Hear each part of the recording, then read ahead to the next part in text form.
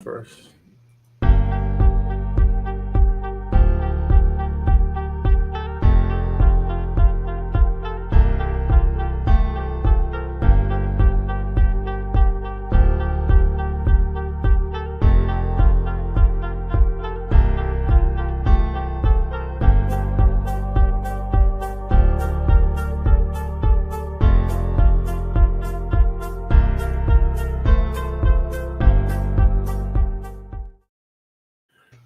Oh my goodness. Aloha, everyone.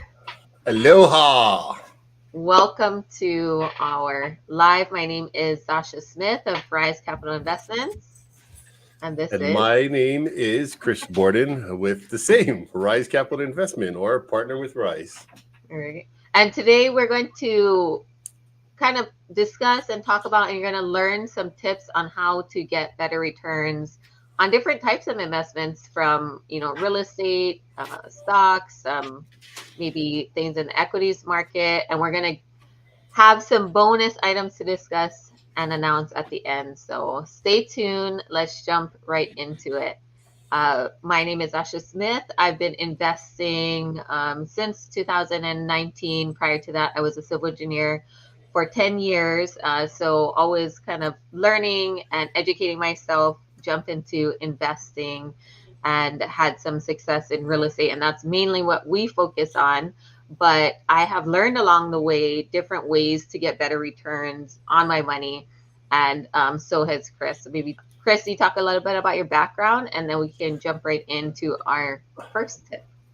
I have been pseudo investing, I think, my entire life.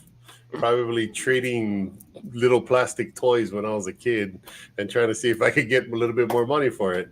But more into real estate probably within the last 3 or 4 years.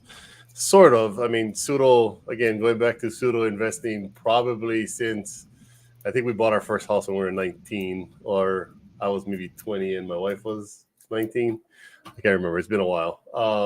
So we've been investing for a long time, and I think through probably age and trial and error, you start to develop different ideas and different techniques on trying to maximize your profit.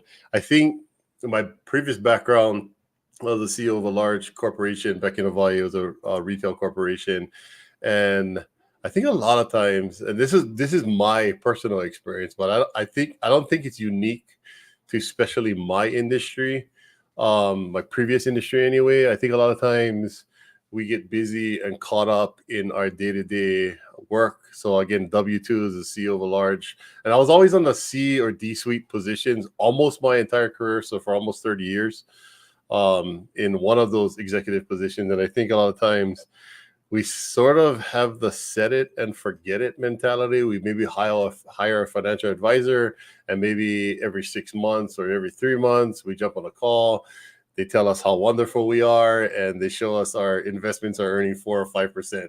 And then they reinforce that with the way that the equity market is moving in general. So I think being able to look at it holistically and the tips that Zasha and I will give you, I think can probably help propel your investment or wealth building journey and compound it.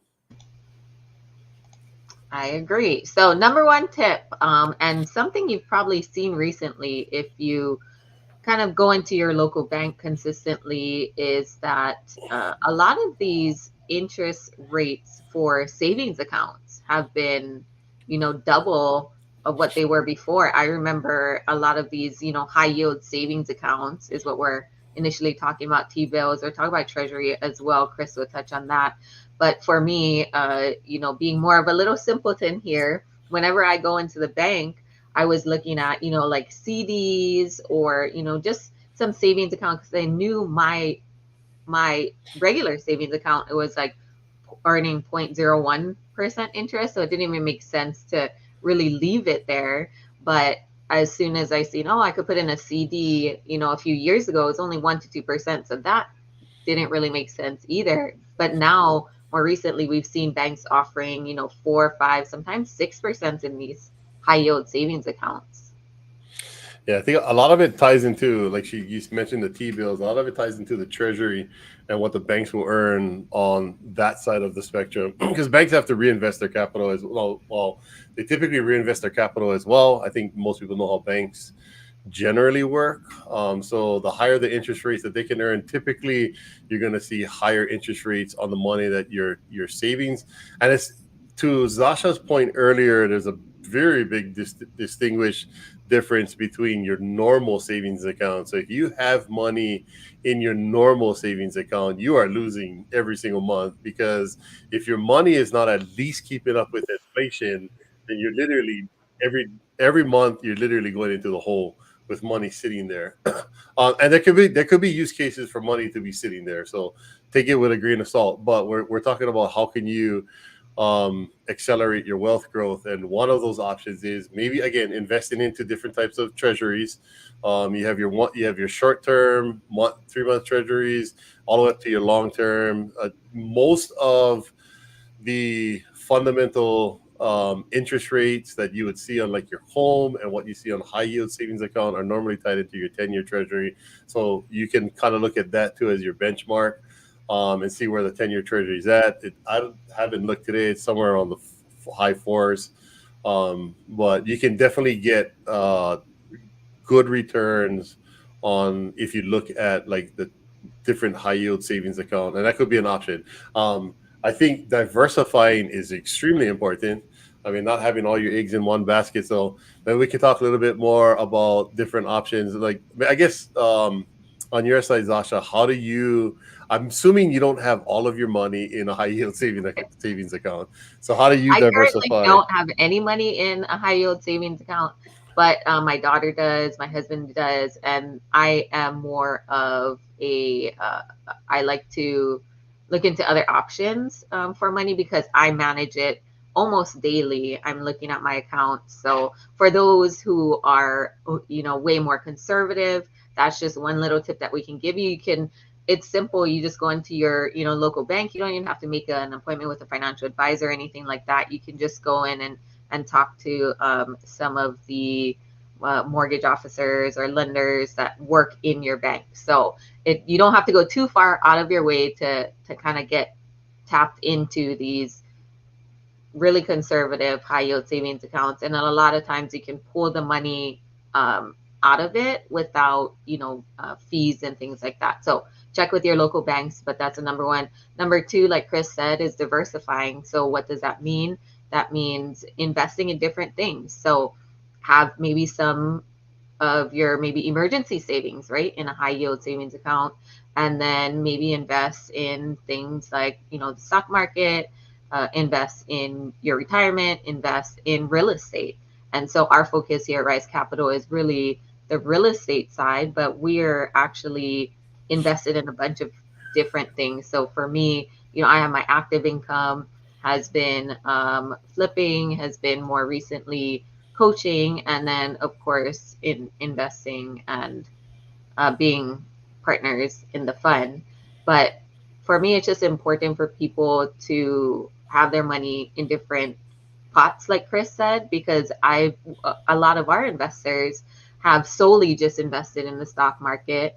And, there have been times where they lost all their money because they invested in high risk investments. So when you hear stories of like, oh no, don't invest in this or that, it's typically because someone either heard about a bad experience or went through a bad experience because they didn't do enough research, or maybe just took a big chance. And like anything else, investing isn't like gambling if you do your research and due diligence and potentially work with other people and also keep your eye on the market. So we're really talking about people that want to get a better return. Well, if you want to get a better return, you may have to pay more attention to what your investments are actually doing. And like he mentioned before, when I was working as a civil engineer, I never looked at my retirement. I invested into it every paycheck, but I didn't even think about it. I was like, okay, I'll think about it when I'm like 60 or 70, right? But at that point, it might be too late, Too right? late. Yeah. So I remember too, when I quit my job, my retirement account at Fidelity was at about 107,000, and I just left it there. I was like, oh, okay, when I'm ready, I'll pull it out or I'll move it somewhere else. Well, 2 years later, I went back and looked at it, and it was down to, I believe, around 70,000. So I almost lost like $40,000, like 20 grand a year by not even paying attention to it. And I know how to invest my money to make more money. So for me, that was kind of a slap in the face, like, hey, pay attention to your investments. Don't set in and forget it. That's perfect. So I think the perfect segue and very good golden nuggets is like no one's going to really care about your finances as much as you do. So I think a lot of times we do, especially with retirement accounts. And we can definitely get into that later, but you can take control of your retirement account as well through like self-directed IRAs and invest in anything. I mean, well, not anything, but almost anything that's investable. But like looking at like we're looking at she said she lost that was kind of an exorbitant amount of money. I mean, if it went on to 77, yeah, literally $30,000 went away. And she had it all in the equity market. Now we're a proponent, well, me personally, not we, sorry, me personally, I'm a proponent of not having all your eggs in one basket and really looking at it. So I look at it through the lens of the same way a typical financial advisor would look through it. That you would sit down with anybody, go to Edward Jones, you sit down, you'd have a meeting, they try to understand you a bit more, like what does your income look like, your age, like how close are you to retirement. Typically, if you're younger, you can take on more risk because you have a little bit longer time horizon for you to make back any money. And again, all of these investment strategies, including real estate, it's not a get rich quick scheme. They're all how do you build your wealth, and then you get to the point where how do you build maybe more generational wealth. And you're looking at it. I look at it through the same lens.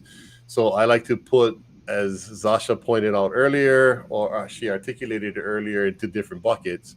So I look at it the same way. So I'm maybe at the midway of my wealth building journey, maybe a little bit towards the latter part of it. And I'd like to diversify that same way. I invest in the equities market.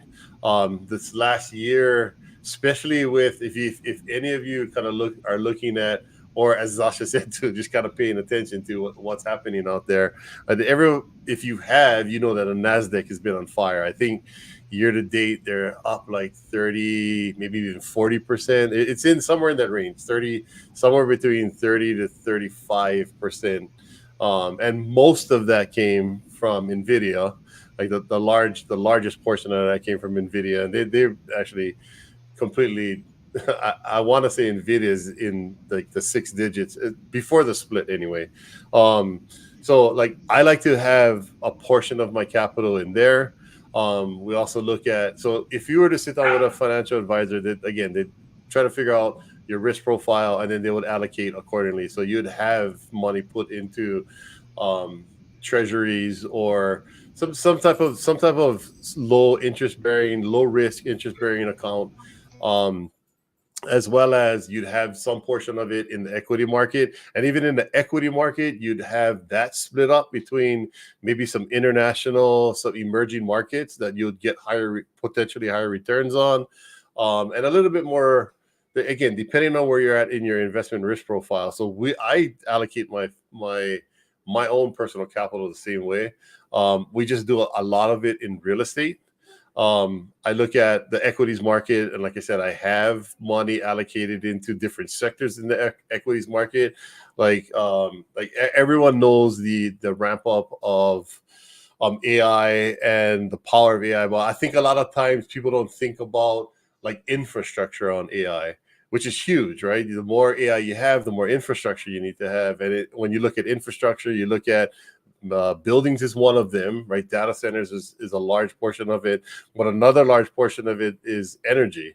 So I started putting more and more focus on my portfolio on energy, just because I know that sector is going to be something and this is me personally, it's my personal view. So don't go and start investing in a whole bunch of energy, but I like to diversify based off of what's happening in what I see happening in the market, but also on the real estate side of it. Again, I diversify there.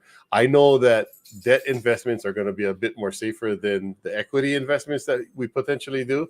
You're taking on less risk on the debt side of things than you are on the equity side. So I like to split up my portfolio based off of my personal risk profile. So I have 65 to 70% of my total net worth in debt.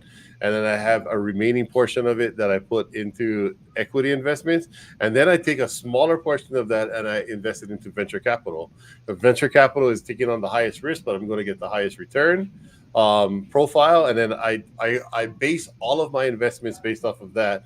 So understanding, again, risk return profile and where I'm at in my particular investment journey. But again, I think you look at it, right now, if I look at comparative to commercial real estate, especially in like certain sectors like office, maybe some sectors like multifamily, not every single asset class or sector is performing or underperforming.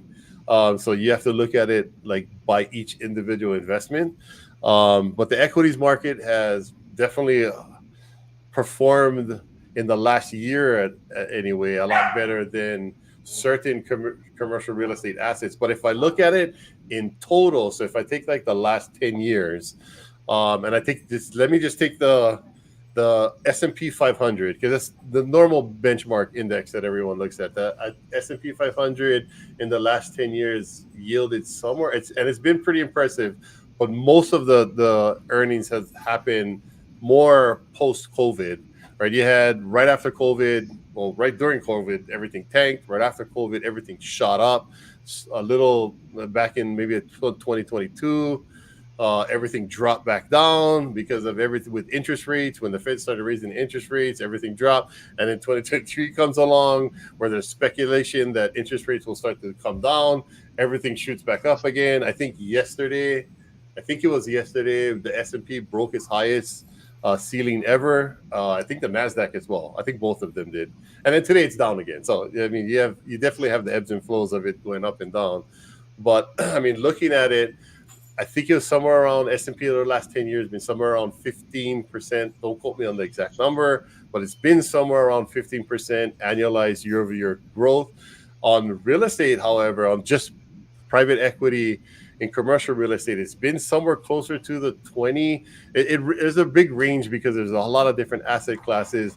But on the lower side, you're somewhere around a 17.5% year-over-year compounded to a 25%. And these are averages depending on the different asset classes that you're looking at. But a 25% average year-over-year, because you can see it's significantly better. I mean, even there's a 10% spread if I'm holding it for a 10-year time horizon. And then there's other benefits that you get from real estate as well, like depreciation that you can't get from the equities market. So, but again, this year, just on NASDAQ, we're looking at like I said, a 30 to 35% increase. So if you have allocated specific buckets, and if you're paying attention, you can shift buckets around, and you can maybe, if you feel better on one specific sector, you can move a little bit more money into that sector, and so on and so forth. So, and that's how I look at it, looking at my own personal portfolio and how I like to visualize where I put my money.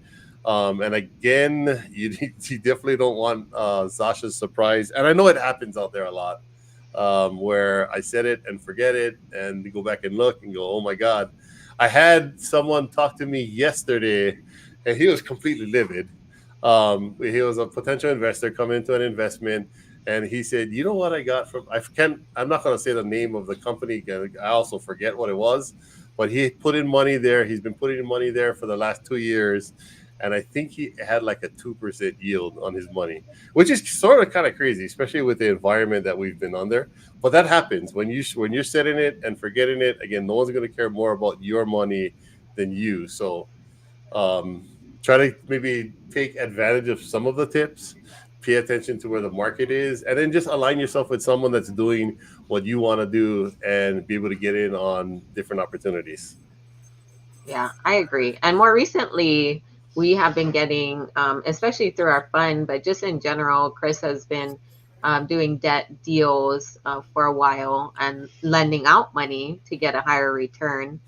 And so there's that option too. And so for me, I've always borrowed money, never really had enough to lend. But once I started getting into that space, I realized that there's that potential too to be hands off, but kind of almost get this set return on your money and not have to deal with the real estate, managing the projects and really involved in the day to day. You still have to pay attention, like you said, and maybe be on top of the quarterly reports or how your investment is doing. But debt investing, I think, is a game changer for a lot of investors and something that they're looking towards because they may not have seen, the expected returns maybe they had in some of these commercial deals. So maybe Chris, you can touch on that too, because I know even prior to this, you had a lot of experience in that field. Yeah, it sort of came upon accidentally, but it's honestly been, as Zasha said, really a game changer in kind of looking at, and I think it's still dependent on where you're at in your time horizon. So again, if you're younger, I still say invest in debt options because it is a diversification, and you want to. The reason you're diversifying is you're trying to spread out your risk as well. You're trying to maximize return, but you're also trying to spread out risk. Because obviously, if you had $1 million net worth and you put all your $1 million into this one venture capital deal that you know is going to pay you 50 times return, and you end up losing everything, then your return is zero. So now, if you take that same amount and I had, instead of if it was a 50 times return and I put 100,000 into that deal, again, I could potentially get the opportunity of making $5 million off of that. Just kidding. This is just completely scenarios. But on a 50 times return on 100,000, you earn a $5 million return. Now I take the rest of it and I have some of it in equity assets. I have some of it in the equity market, and then I have a portion of it in debt. Again, depending on where you're at in your investment journey, you can reallocate that. Now, like she said, the debt side is going to pretty much be consistently earning capital. So what we've done and what we now do at Rise Capital, because we have a customizable evergreen fund where we have both debt and equity opportunities that come to fruition. More so, again, because of how we view our own investment return profile. And one of the cool things is we invest in all of the opportunities that we bring to our investor community as well, which allows us to be able to, I guess, walk the talk and be able to continuously have our money working, our own personal money working for us. So we're looking at it on the debt side. And again, we're looking at the risk side of things. And debt is going to be on the lower risk profile. So if you look at, there's something called a Sharpe ratio, and you can look it up. Like you can look it up for any stock out there, and it'll give you a Sharpe ratio return. When you're looking at debt, it's closer to the return profile you would get on a treasury, but the returns are going to be higher. I mean, you can get anywhere between, I would say, I've seen as low as 8 and as high as 15. Normally, you got to take that with a grain of salt because, again, the lower the return profile, the lower the return, normally the lower the risk you're taking on. The higher return, the higher your risk you're taking on. And not all debt instruments are the exact same, but the way we try to look at it what we do is we typically do residential debt. We do some commercial as well, but we do more residential. And it's always in what's called a first lien position. So if for some reason something happened, one, we could foreclose on the property and take possession and ownership of the property. Or if payout happens and it's a short pay, we would always get paid first. And that's how the lien position works. So that's why we feel pretty comfortable with executing as many debt deals as we possibly can. Just because, again, it's a safer, there's no such thing as a safe investment, but it's when I'm looking at the risk return profile, it's in the safest spectrum. And that was one of the things that we liked about it. We have physical control. You're looking at, and we're supposed to talk a little bit, but we segued away, but paper assets versus real assets. This is a real tangible asset, right? Something I can feel, touch, see, drive up to. I can see the progress. I can see that the house is still standing. I mean, and a lot of that is secured through insurance, and there's a lot of different variables that we have to it. But we like it. I specifically like it because, again, I know I'm going to have steady income coming in. So that's one of our largest drivers of just income is through debt. And yeah, I mean, honestly, that's the biggest reason why we like it. It's stable. We know it's going to come, and we don't necessarily have to worry too much about it. Yeah, exactly. Well, for those who are tuning in, we do have a live deal right now. If you want to invest in, maybe Chris, you can talk about that. And then in the chat, I'll also put where you can go, partnerwithrise.com, if you want to schedule a call and talk more about it as well. Yeah, sure. We get deals all the time. Again, like I said, we do typically residential. We have a few commercial deals. They're always typically in first lien position on the property. So the one that Zasha is referring to is a property in Utah. Now I got to remember where the property is. We do have quite a bit of deals coming in. But basically, what we do is we lend to borrowers who are going to renovate the property and rehab. So they're going to renovate the property, and typically they're going to sell it. Sometimes they refinance it, but I would say more often than not, they just sell the asset and then they take a profit. So when we're looking at these assets, I know it's in Utah. It's in Salt Lake. I'm kind of remember it's in North Salt Lake City. And after the renovation, I believe this property should be worth about 1.2 million. What we do is we come in and we secure the property in first lien position. And it doesn't always work this way, but for this particular property, we are covering both 80% of the purchase cost. So we're already secured less than what the current value of the property is. And then we're also covering the renovation cost of the property. But the renovation cost goes into an escrow account and gets released as work is performed. So we're always securing the property. And then the concept and the logic behind that is as the property is being renovated, more value is being added, the loan becomes more secure. And we are still getting as much, I guess it's the same saying, we're squeezing as much juice out of the lemon as we possibly can, right? But still securing the property and giving ourselves as well as our investors that extra blanket of security. So if anything happened, right, I think this particular asset is at a 62 or 63% loan to value. So the amount that we're loaning is 62% of the projected total value of it. So the market has never dipped 35% anywhere in the entire United States. So something catastrophic would have to happen for us to lose something on this particular property. And I think if it was that catastrophic, we probably wouldn't be caring too much about this investment as much. So the properties are very secured. And if for some reason we needed to take back the property, we could take back the property and do a myriad of things with that particular property. Our goal is not to do that.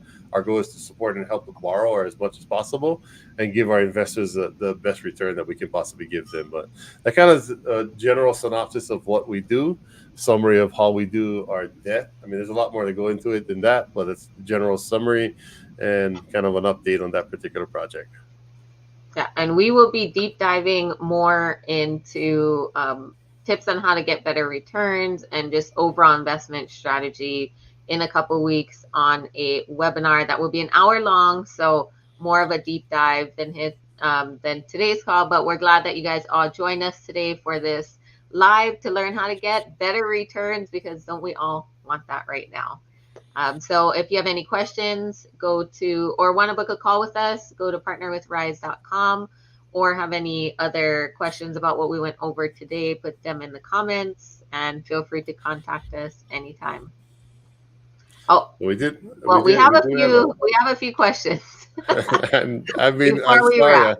I'm sorry. I'm horrible. There's a few questions in here, and I did not see. So, Um, a question is: so with debt investing, your investment is secured by the asset, so the risk is lower. uh, oh, sorry. I have one up on the screen. You're Oh, skipping. So the answer. Okay, let me go back to her first question. So yes, the risk is typically lower. So in debt investing, like I said, it's well, all of the investments are typically secured against the asset, equity investments as well. It's just where you sit on the lien position or capital stack. You hear it called different things depending on who you're talking to. Normally on single family houses, they're considered lien positions. And on commercial properties, they're normally referred to as capital stack. So lien position on the single family houses, we're in first lien position, so we will get paid out first. On the commercial side, same thing. We're at the very tip top of the capital stack. So when the payout happens or anything happens, the investment, so it's similar to the bank. Like a lot of times, I think the easiest way to envision it is like I would ask someone, do you own a house? She said yes, and I said, well, okay, wait, who really owns the house? If you stop making your mortgage payment, this is assuming they're not paid free and clear. If you stop making your mortgage payment, what happens? They say, well, the bank will take it away. Okay, so who really owns your house? And that kind of gives them, and that's the position that we sit in. We are technically the bank on these houses, and we sit in that position. So if anything happened, we could theoretically foreclose and take the property back. Or if, like I said, a payout happens, we would get paid first. Okay, going back to this last question, I don't think there's any other questions. Would insurance on the asset cover catastrophes? So the answer is yes. We look to see if when we're underwriting the property, we look to see what kind of historical natural disasters happen. So we pull if it's in an earthquake zone, considered somewhere where there's earthquakes, or if it's in a flood zone, we would get additional insurance on that particular property. So if it burnt down, or if it got damaged in a tornado, or it just got flooded on, we would be covered. And we sit in what's called a evidence of insurance or certificate of insurance. We are always additionally insured. We don't release the money until we get a copy of the insurance in hand. And once we get the copy of the insurance, we release the funds. So we're always protected. And if something happens, they would pay us out before anyone else gets paid out. Good question, though. Okay, I think we're good with the questions. The only other question we had was, when is the event starting? And I think we're good.